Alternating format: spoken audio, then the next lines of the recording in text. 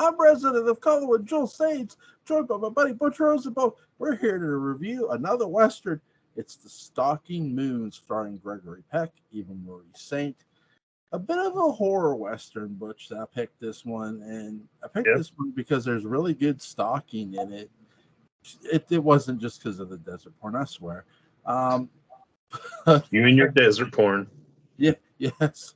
As I was watching this with my wife, she goes, Is this another movie you're watching where there's a bunch of sand? She goes, Do you want to go live in sand? I'm like, Can we? So, yeah. And she said, Go to hell.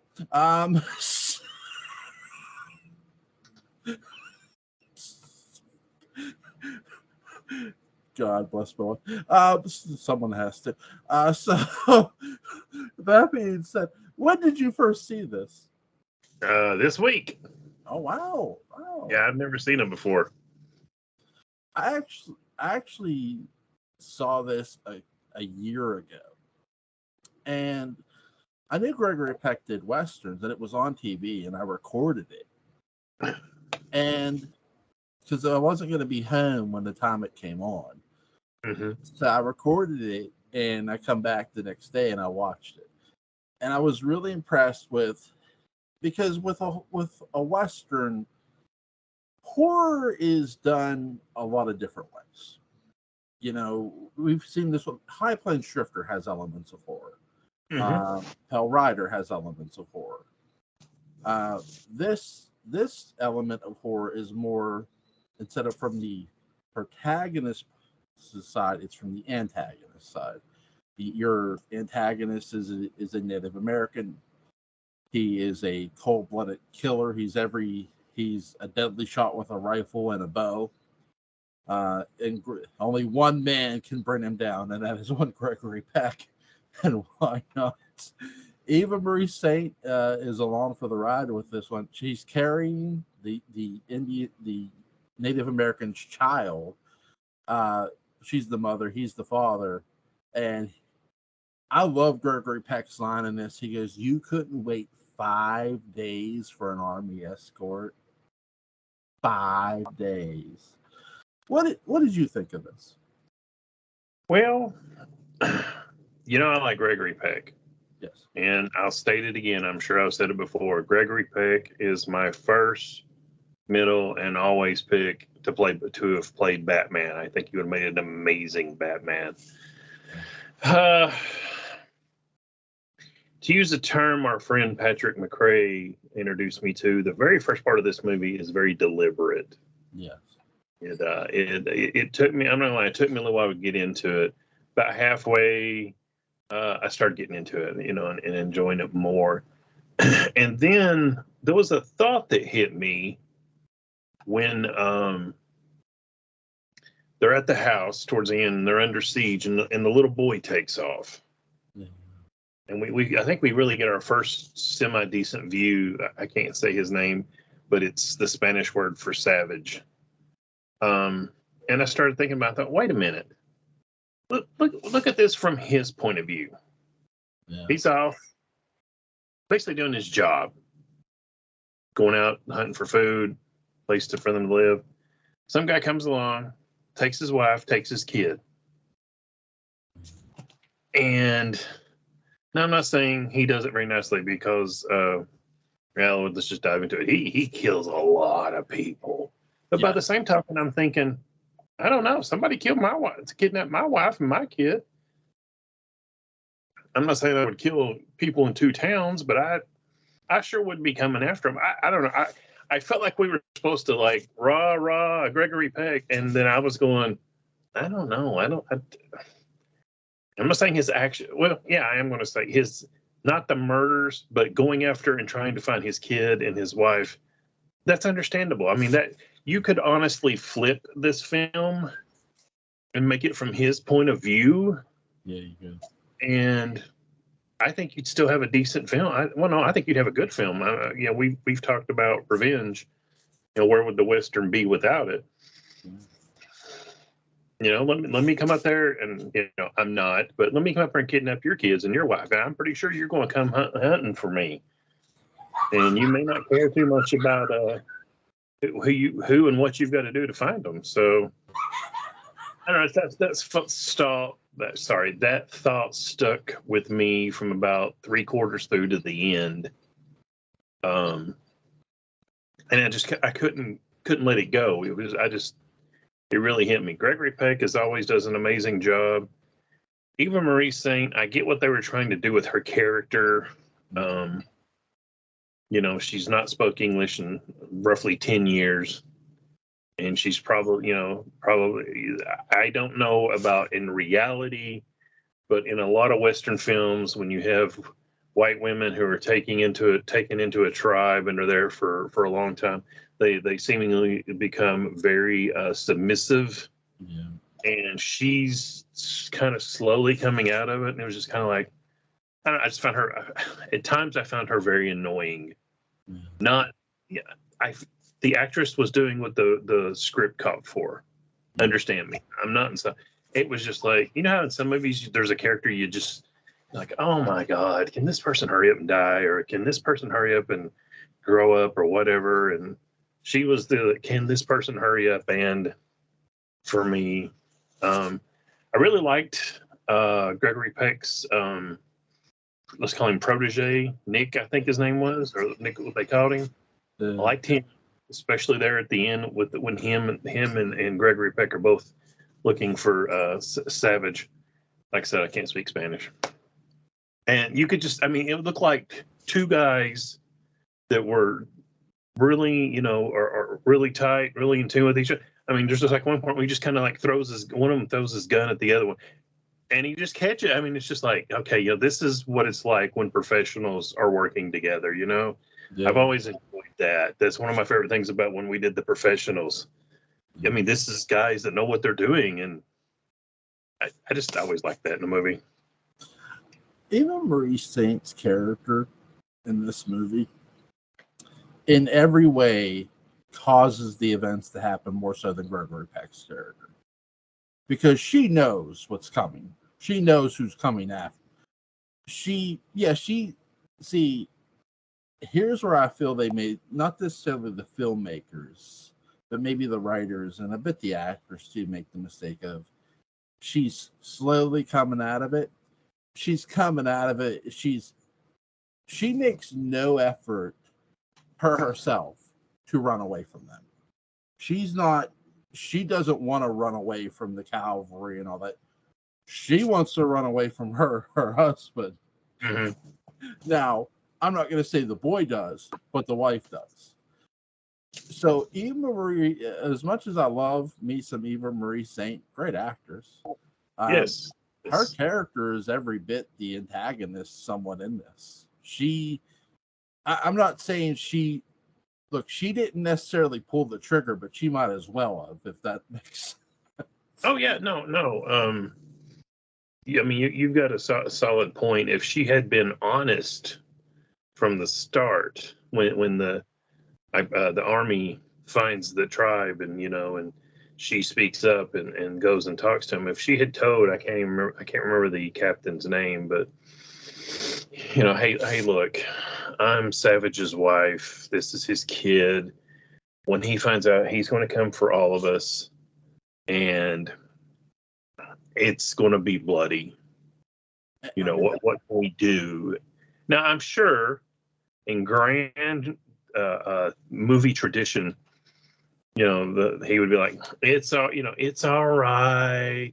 Look at all these soldiers. You're so safe. And then he wakes up the next morning and half of them are dead. Yeah. Which, still would be an interesting movie. But yeah, I tell you something else, excuse me, that I thought about. I was like, well, why not just like let the kid go? Yeah. Before they got to us, just, I'm not saying tie him to a post and leave a note going, here you go, but I guess we were supposed to take it that she would not be willing to do that, but because I got the impression he wanted the kid more than he wanted the wife back. See, I take that as there's a line in this movie, and I forget who says it now, but I want to say it's Eva Marie Saint's character who says, even if you gave him the boy back, Like if you just handed him the boy, he'd still commit the murder because it's about pride. Well, that's why I say before you get to the house, maybe at that first rest stop, changeover or whatever. If the kid hadn't ran off before the dust storm, in one way I thought it was kind of original, because if they were there when during the storm and Savage shows up, I'd say everybody's dead except for the kid and maybe the wife. But even then, it's probably even money on her. I mean, you wouldn't have much of a film. And, we've seen enough films where a lot of stupid things happen to allow the film to keep going on to get to the climax they want to tell. But I thought this was not a stupid thing. It was different. And I thought, I don't know about original, but it was different. So it was nice to see it. See, what really happened was Savage, when he was massacring these people, when we didn't see is Jason Voorhees shows up and looks at all of us. God damn it, I missed it by one day. One day. So, it was the 12th. It was the 12th. It was October 12th. Yeah. I got a favorite meme of that. And it's Jason Voorhees looking in the calendar, and it says Friday the 12th, and then he throws on the camera. He's like, "Close enough." That's the thing. Like with this movie, I love the camera work. Obviously, I love the desert, and I love how they shoot it. I love the sandstorm that they do in the effect. Really, really believable and well done. It gives all the feeling of a horror western, and I like the fact of how they do their kills. They're meant to intimidate your audience and the characters in the story. And when Gregory Peck when he finds out that that's the Savage's son, he says you couldn't. That's when he cuts a promo on her. He goes, "You couldn't wait 5 days." Yeah. So he's even seen why. Okay, now I get why he's coming, and now he's not going to stop because even if we hand the boy over, he's going to kill us all. Because it's like no Native American is going to just leave it. Oh, you gave me my son back? Yeah, I'm still taking your scalp. Have a nice day. Which I like. It's like this. Though this is a horror movie, it feels like just a straight up revenge movie at times. Yes. But I do feel with even Maurice Saint's character, again, she's as much causing the murders as he is. I feel sorry for two people. I do feel sorry for Gregory Peck's character because he gets played a bit. And I do feel sorry for the boy. I feel where they get the most sympathy is when Gregory Peck's character realizes, okay, I'm going to have to stand my ground and kill this guy. This is either ending with me dead or him dead. And I really think the filmmakers got that across really well by the end of this movie. Gregory Peck does a phenomenal job in carrying his character's demeanor really, really well. One of the most underrated Western act. I don't want to say he was just a Western actor, but one of the most underrated Western actors. Yeah, what you're saying there about him realizing it's him or me. Gregory Peck his character realizing that it's him or me, and it's a nice way to do it without even saying it. I mean, I think there's a point where everybody's like, okay. I mean, we all know, and to me, that's good filmmaking when you don't have to announce everything. Okay, Joel, now we're to the point. My favorite example is over in the Wild Bunch, when Sam Peckinpah was showing it to some of the studio executives, and he's like, well, Pike needs to have this big speech and tell everybody. And Sam Peckinpah looked at him and said, if we have to have a big speech, no, they've missed the point of the whole damn film.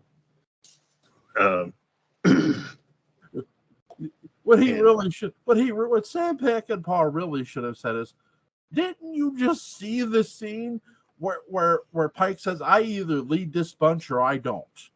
That's the same. That's pretty much the speech in a sense. You know, you don't need this final raw speech. No, that speech. See, this is what I mean by producers just paid. They paid no attention. And because if you paid attention to the Wild Bunch at all, you know, the producers, jackasses, they they would literally have watched the movie, saw what Pike said there in that scene where he goes, "I either lead this bunch or I don't." That's the speech. That's him saying, "Hey, if either I lead this bunch or I don't." It's that simple. And right after that, when he talks about when you side with a man, either you stay with him or you're like some kind of animal. You're finished. Right there, Yep. Boom. Yeah. There's your speech buddy. But I'll at least throw the benefit of it out and go, maybe they hadn't filmed that scene yet. Maybe they hadn't seen that scene. That's just something I heard on one of the documentaries on the DVD. But yeah, sorry. I was just gonna say that's, but that I'm so glad that they didn't have a speech there, because just like in this film, there's a point where you know what's coming, one or the other, and if Gregory Peck or even Marie Saint or any of the other characters had to say, it's him or you, right? Yeah. I thought you said you felt sorry for Gregory Peck and the boy. I felt sorry for the old guy and his dog at the house, and the his protege Nick. I mean, much like Gregory Peck himself, they got swallowed up with it, and unfortunately, in every horror movie, there's collateral damage, and they were it. And when the scene with the dog. When the dog's outside barking, it's like, why did you leave the dog outside? Bring the dog in. I mean, because they do a really good job of not having any sound when Savage comes into the house, which I did find a little hard to accept, but I accepted it because it was told well. But if you got that dog in there, the dog's always like, okay, he's over there. He's over there. And also, you don't get the poor dog killed for no reason. I think if they were going to see, they could have killed that dog a little differently. When the dog comes into the house, breaks it, like the dog's outside roaming with them, and the dog's the one that like picks up his scent from the outside in and rushes into the house to save her, and that's when Savage kills the dog. You could have did that, and it would have been believable. Hey, speaking of Savage and kills, that little trap at the end where he gets Gregory Peck in the leg with that knife. Yeah. Holy crap, I was not expecting that. I almost literally jumped. I was just like, wow. That, and you could, I'm watching her go, okay, he's putting the tourniquet and he's tying it. Ooh, that's a bad. It must be in, right there near the artery, because, he's bleeding like a stuck pig there. That's the thing, too. Like, I like that there's moments in this film you're not expecting, and that's one of them. Like, you're not expecting a trap to be laid for your hero, and here one gets laid, and now he has an injured leg, and it's like, okay, the odds are pretty even, or it's as even as it's going to get. And Gregory Peck, spoiler alert, who's no one, if anyone hasn't seen this movie, Gregory Peck's character does come out on top. But I think the fact that when you watch this movie and you watch the journey of it, the journey of this movie is one of those, you're looking at Eve Marie Saint like, you deserve what you get to her. But to the boy, it's just like, I don't think, now did all those people deserve to die? No. That was overdone. That's a serial killer's You know what? I'm having a really some slow numbers. I need to get my monthly quota in here. He maybe I'd say he's more of a mass murderer than a serial killer. Because usually, serial killers are one victim, slowly killed, and then start finding a new one. And this is more like, I know a lot of people have called Michael and Jason serial killers. It's like, no, honestly, they're more mass murderers. Yeah. Because you shouldn't have come to Haddonfield. You shouldn't have come to Camp Crystal Lake. Camp Crystal, Crystal Lake. Freddie probably, in my understanding of the term, is a serial killer because he stalks somebody slowly and wants to and takes his time killing him. It's not like, hey, you're in my town, kill. Well, do you know the Go ahead. history of the Springwood slasher? Freddie before he became Freddie, or Yeah. Well, that's the thing. Like the Springwood slasher was more of an individual killer. Like he would molest and kill the kids. Even Robert Englund in an interview said, "Yeah, Freddie was a child molester." we know. Let me jump in for a second. I'm sorry. I was talking to a friend of mine, my friend Paul, who's a big Halloween fan, and him and I have, a friendly rivalry between Halloween and Friday the 13th. And he was asking me some questions about Freddie. And I said, well, he was a child molester and a murderer. And Paul did the research. He's like, actually, he's not. They never reference him being a child molester. And I looked it up, and they don't. And I guess I got it from like Fangoria magazine or something, because that is what Wes Craven wanted to do. Yeah. But it's not mentioned in the actual films. I think it might be mentioned in the remake, which I refuse to watch. But in the original ones, he's just a child murderer. I think it's in a newspaper article, either in 4 or 5.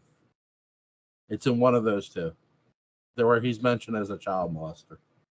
But it's not like, I always had this impression, it's every time Brent comes up and they talk to him, talk about him, yeah. And it's like, no, I mean, it's actually pretty subtle. I guess maybe, like I said, that's maybe why Wes Craven would talk about it in interviews. And I'm just guessing where I've got it, because it's kind of hard to go back to the 80s and remember where you learned something. Yeah. But I'm pretty sure that, but anyway, go ahead. I'm sorry. Yeah, it's either in part, I want to say it's in part 5, but there's a newspaper article referencing Freddie as a child molester. And yeah, that was always Craven's intent, that Freddie is this child molester. Because Robert Englund in an interview himself has said, yeah, Freddie's a child. Because they brought up the remake to him, and they said, well, Freddie being this child molester. He goes, guys, in the original series, Freddie was a child molester. So, like, he's just like, what are you griping about here? Like, come on.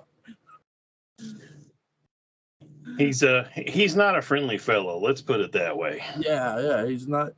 That's the thing. It's like, Freddie has become this big rock star of horror in every way, and it's like, oh, by the way, he was a child molester. It's like, yeah, that just oh my god. I think that's part of the reason why they played that down, is he became so popular. Yeah.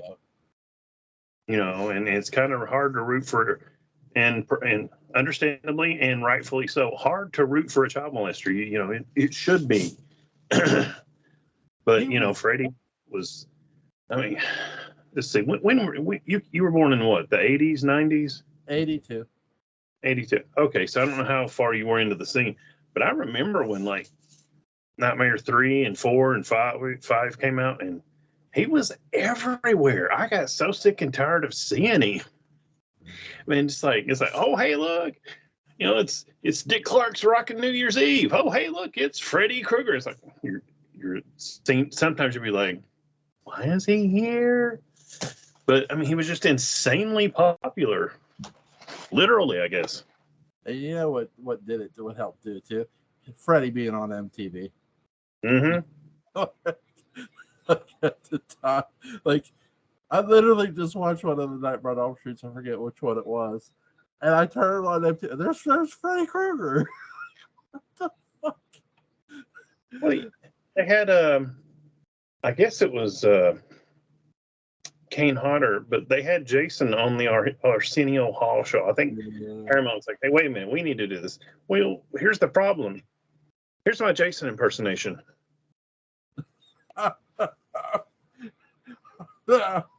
You got Arsenio Hall like, so how you doing, man?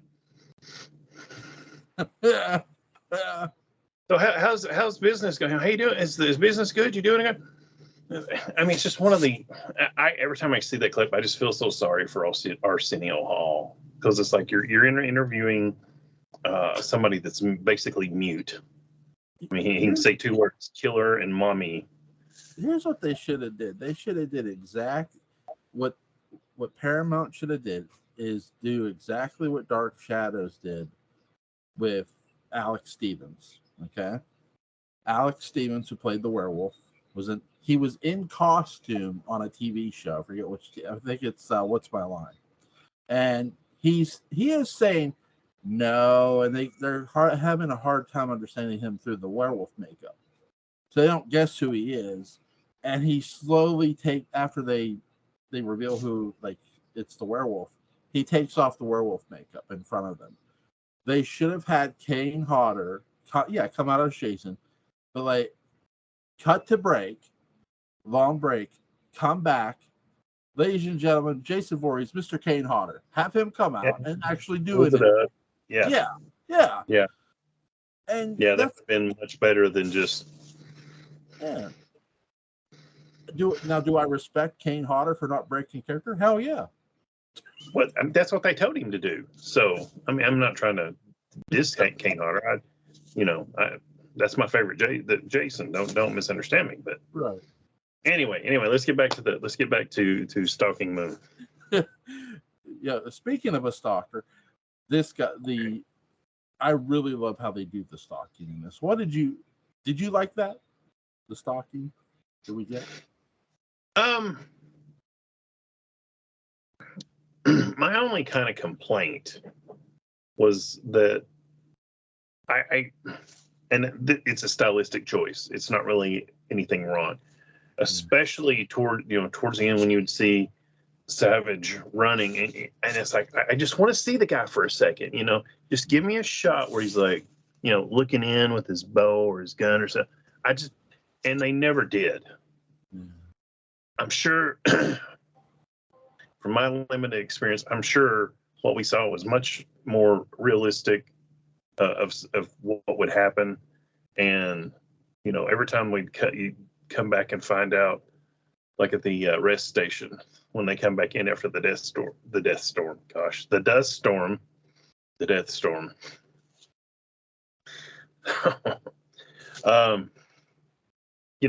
it's done tastefully, but it's also done very creepily, if that's a real word. It's done very creepy, and it works. This they show you enough for you to go, glad I'm not going in there. I think I love how they make the conscious choice not to show the killer. They do show him from the back. It's done in every horror shot fashion you would have it done. And I do think there is a conscious effort by the director and cinematographer of they're doing that because this is being shot like a horror movie, which is really smart because you're protecting your killer that way. And it looked very realistic. Like, okay, this is from this far distance here or there. You hear the gunshot, but you don't see the shooter. I like that. It's sinister and it's creepy. It's very, very, very, very dark. And this is dark Western.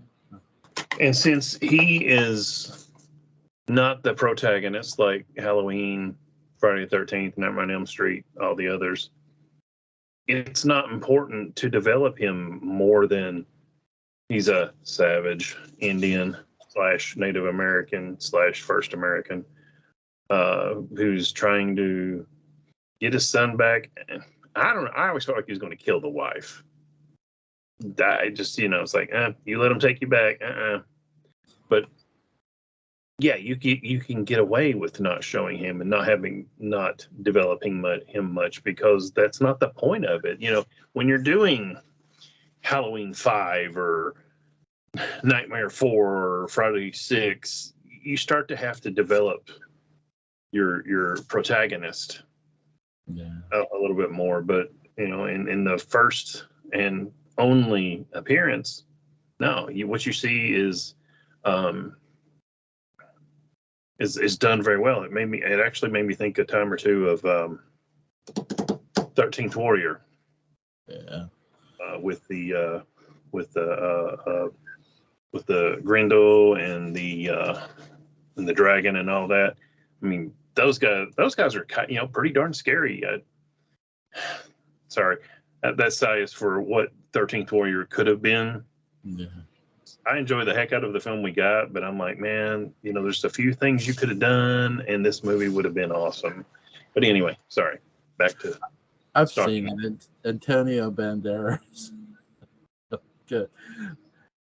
I think that's the thing with this movie. You have a great protagonist, and you have Gregory Peck, who plays a great, Gregory Peck plays the protagonist, and the Savage plays the antagonist. So you have great there.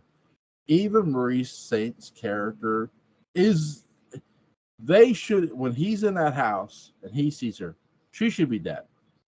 Because here's the thing, other than I think the only reason the writers keep, and I love even Maurice Saint, I don't think she's phoning anything in. I just think some characters are just you're meant to hate them.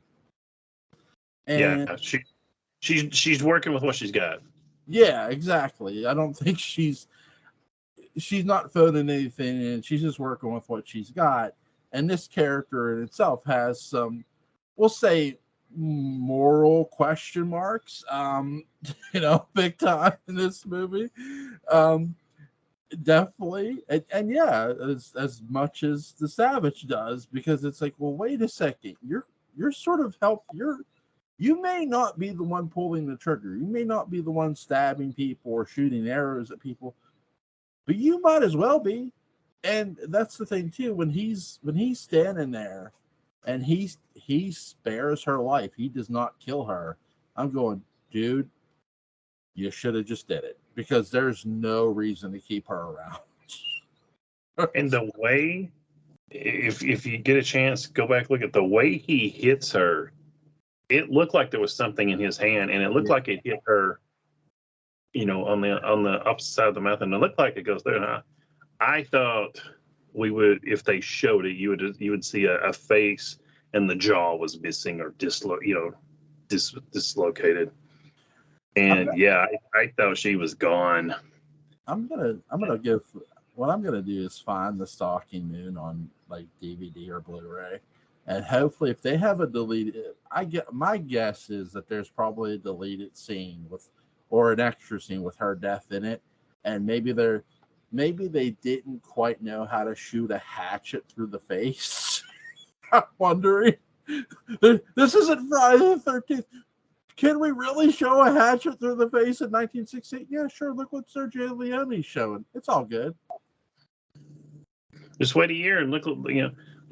68. You got Night of the Living Dead, and a year later you've got the Wild Bunch. So yeah, sure, we can do that.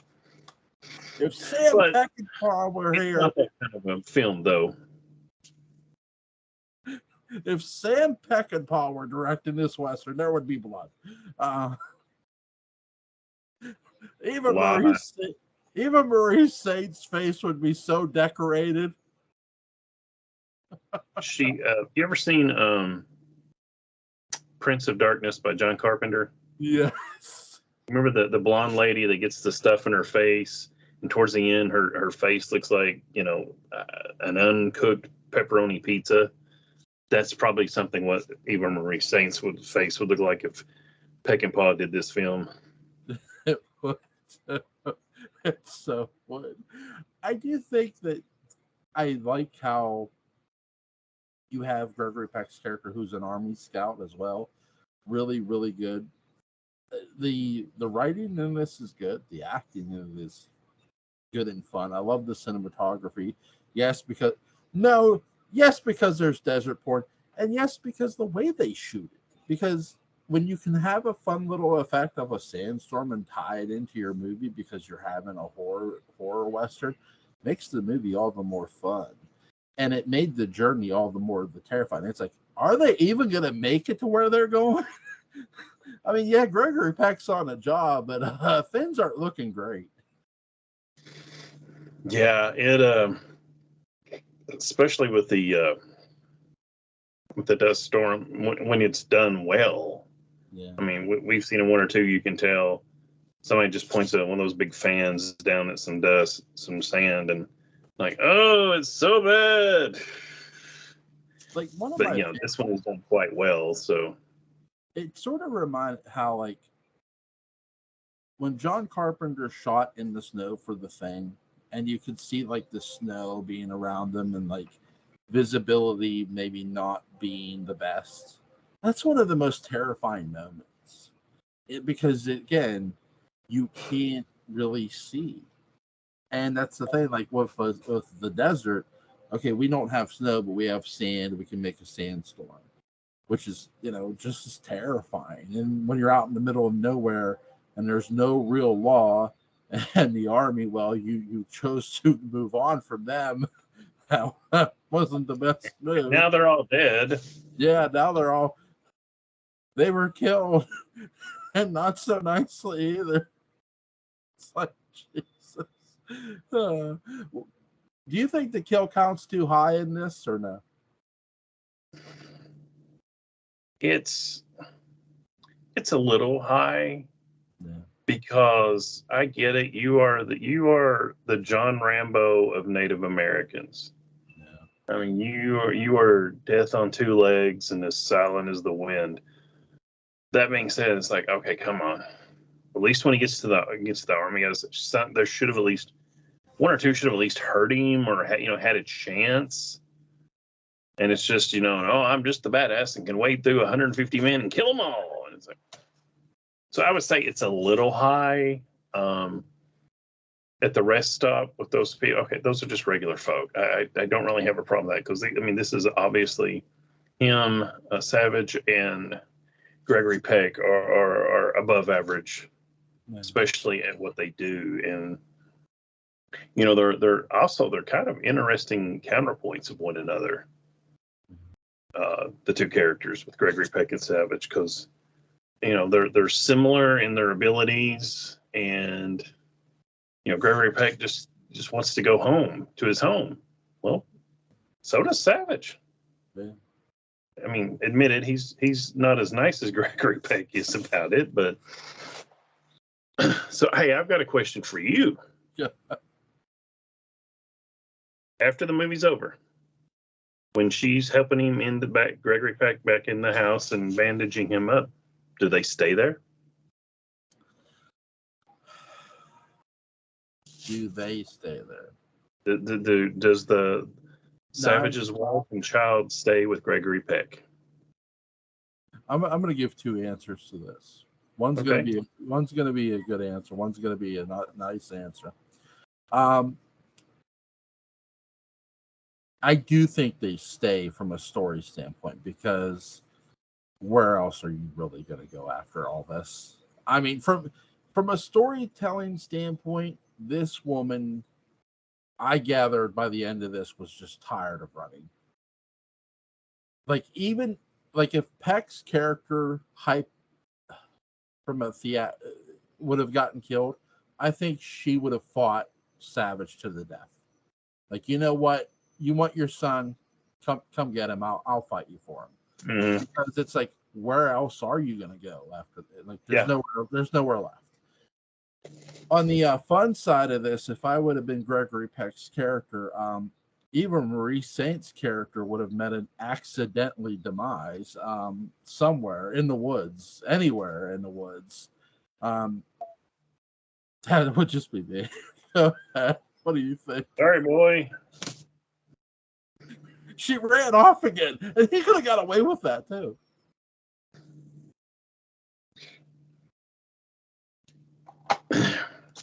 What do you think? I figured, yeah, kind of like you did. You know, I figure they stay because really she doesn't have anywhere to go, if you will, amongst the white people. Yeah. And we all know enough of history that any child of mixed descent, and especially at that time of Native American mixed descent, that kid's got nowhere to go.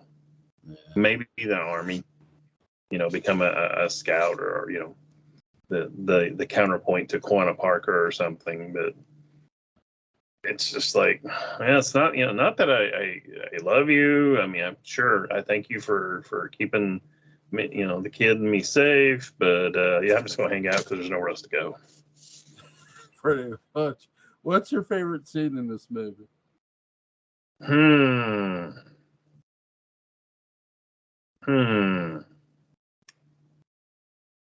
Let me think on that for me. You go ahead and tell me yours.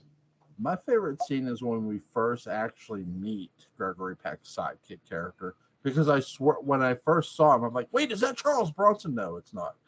But I really like the sidekick character, even though he's not in the movie a whole lot. But with some characters, he doesn't get, I feel, the scenes he deserves. But when he's in a scene, he makes it count.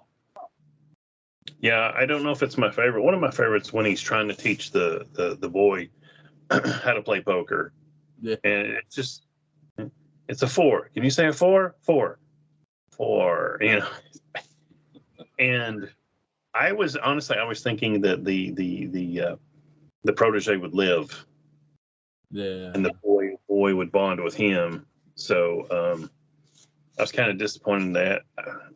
You know, I don't know. I don't know if I really have a quote favorite scene. There's a lot of scenes I like.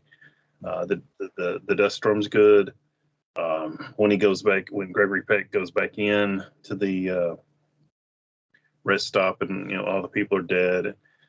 Anytime Gregory Peck's on screen is always, you know, that man can say more by saying nothing than most actors can say running their mouth for 2 minutes. Yeah, just I really like Gregory Peck. You know, If you enjoy Gregory Peck in, what's the other horror movies and that I've seen like 20 times? Omen. Yeah, The Omen. If you enjoy him in The Omen, and he's really great in that too, you'll definitely enjoy him in The Stalking Moon. Have you ever read the comic book Kingdom Come by DC Comics? Yeah. Huh? No. No. The way Gregory Peck looks in Omen or Omen 2, I forget which one. I think he's in Omen 1, and William Holden is in 2. I may have that backwards. But the way he looks in the Omen film that he made, it looks so much. Here I go again. But he looks so much how Batman looks in that. Yeah. I honestly believe that the artist, the guy named Alex Ross, took photos of Gregory Peck from then, and that was his inspiration because it's like 10 years into the future, but that's So you know you got it right the first time. Gregory Peck's in the first Omen movie. okay. I thought he was. William Holden is in the second one. You got it right the first time, so you know. Okay. But I have no more questions for you, good sir. Is there any final touches you want to put on the Stalking Moon?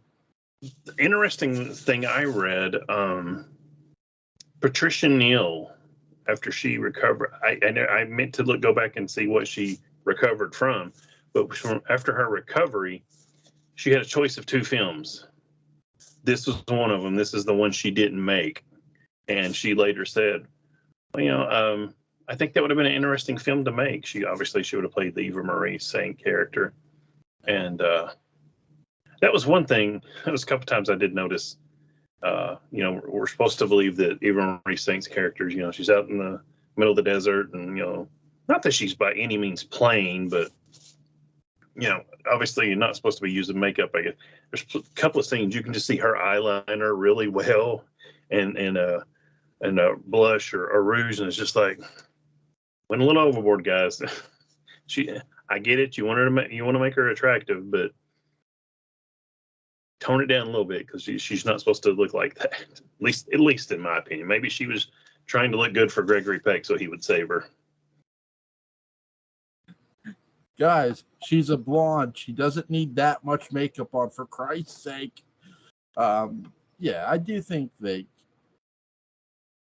Again, I'm not holding this so much of the Eva Marie Saint, because she is a beautiful actress and she's very talented. But I think you could have went with somebody like a Claudia Carnell and she would have got away with it. Like she does, like when you watch her in The Professionals, she's not wearing so much makeup. She more looks like the character she's playing. And I think, again, that's the thing. Like when you hire an actress who's so ridiculously pretty and beautiful the way Eva Marie Saint is, you really got to watch when you're doing the makeup on the character, because she already looks. How beautiful does she look? And it's like, well, they put this makeup. It's like, you're in the Old West, for Christ's sake. The first time I saw The Professionals, don't tell my wife I said this. Of course, we were not married then, but the first time I saw The Professionals, I was just like, oh my God, this woman is just under the Linda Carter, Pam Grier, because that's the, Linda Carter, Pam Grier is the top, let's say 10. Claudia Cardinal's a 9 at the very least. For like, after they rescue her and she's in the film more, pardon my hand gestures, that was not intentional. I stopped paying attention because I was just going, oh my God, wow. Yeah, I can understand why you'd be fighting to get her back. Yeah. Right, because she's very beautiful. And then you hear her story. It's like, oh, I see. So you were actually kidnapped by that guy, the guy that hired us. Yes. But with the Stalking Moon, I do, overall, I like it. I give it 8 out of 10. What do you give it, Butch? I'm going to give it somewhere around a 6.5, between a 6 and a 7. It is. And my reasoning for this is I agree with almost everything Joel has said. You got some great actors, filmed well, done well, shown well. But the first part does take a bit to get into it. Yeah. It is very deliberate, as Patrick would say, or slow, as I would say, if you want me to read through the lines for you. Like the scene at the train where he's trying to get them to Columbus, and he goes over and he's talking to the guy after the way. And I was just like, oh my God, could this go any slower? That scene kind of really drugged for me.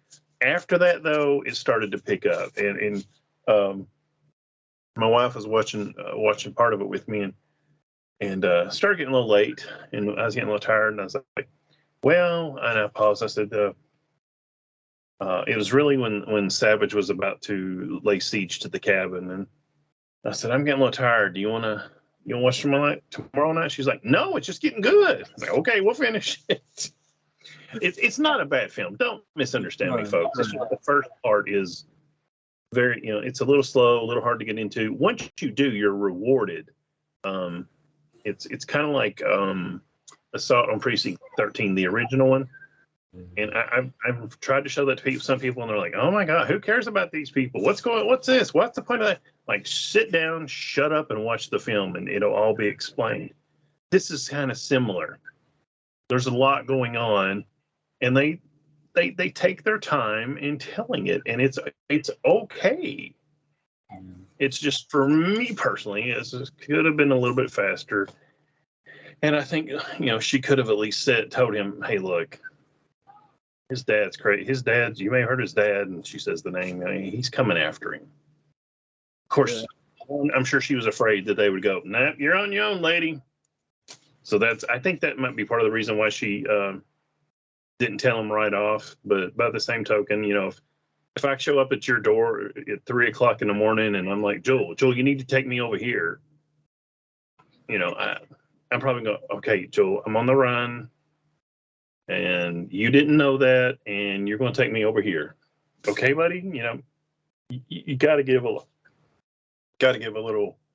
backstory, if you will. Even if she just said, well, his dad's good, his dad will be mad and he'll be coming after him, and didn't say his name. I mean, something there. Yeah, when the authorities show up at my house, I'm just going to quote the scripture from Rambo. He's a killing machine. If you're going to send that many men after him, you better have one more thing. What's that? A good supply of body bags. Oh my God. Hey, have we done Big Jake? No, we have not. Are you sure? Because I'll be like, no, we haven't done that, and then I'll be like, oh yeah, we did. And give me one sec. Sure. That's not going to be my choice, but I was going over movies, and I went through my immensely huge DVD case over here, and it's kind of half out, and I went through and pulled all of my westerns out so I can look over them and go, okay, I'll suggest this to Joel, or I'll suggest that to Joel. But this one was kind of half in and half out. I'm like, I don't know if that means we've done it or not. Hold on, I'm looking through the ones we've done. Because I have it all on a playlist. See, I can go back and look at all the westerns we've done, because it's all on this big ass playlist called Western Movies with Butch Rosenbalm. Let's see. No, we have not done Big Jake. Okay, I'll pull it back out. We're on vacation next week, so I'm going to have to skip next week. But I'm gonna ask if do you want to do two films or one? Because if we do two films, they're related. Which would my original thought was Hour of the Gun by John Sturges, starring James Garner, and then I thought it'd be kind of interesting to do Shootout at the OK Corral with Kirk Douglas, and kind of contrast and compare the let's see, it's what Burt Lancaster and Kirk Douglas and Shootout at the OK Corral, and James Garner and Jason Robards in Hour of the Gun. Or if you just want to do one, we'll do Hour of the Gun. So I'll leave it up to you. Let's do both, because they're both pretty much tied together. I mean, that's the thing. Like, I would give probably like the more darker Western to Hour of the Gun, just for those who haven't seen it. But both great movies, by the way. Both directed by John Sturges, and one is actually the Hour of the Gun is a sequel to Shootout at the OK Corral, but with I don't think any of the same actors. I know if there is, it's not many, and it's minor ones. Yeah, Shootout at the OK Corral.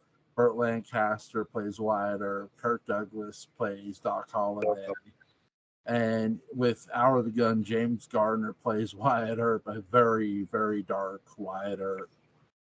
Probably a more realistic Wyatt Earp until you get to Kurt Russell, in my opinion. Yeah, I would say before Kurt Russell, you're right, James. That's something we definitely need to talk about in 2 weeks. That James Garner is more your first accurate portrayal of probably what Wyatt Earp was. Eventually, for my birthday, I got Frontier Marshal. So eventually we'll do that. But in 2 weeks, let's do Shootout at the OK Corral and Hour of the Gun, both directed by John Sturges, a really underappreciated director, in my opinion. Butch, you and the missus enjoy your vacation. Be safe, my friend. All right, buddy. Give the missus there a happy birthday in person from us, and we'll see you next time. I will. Take care, buddy. Take care.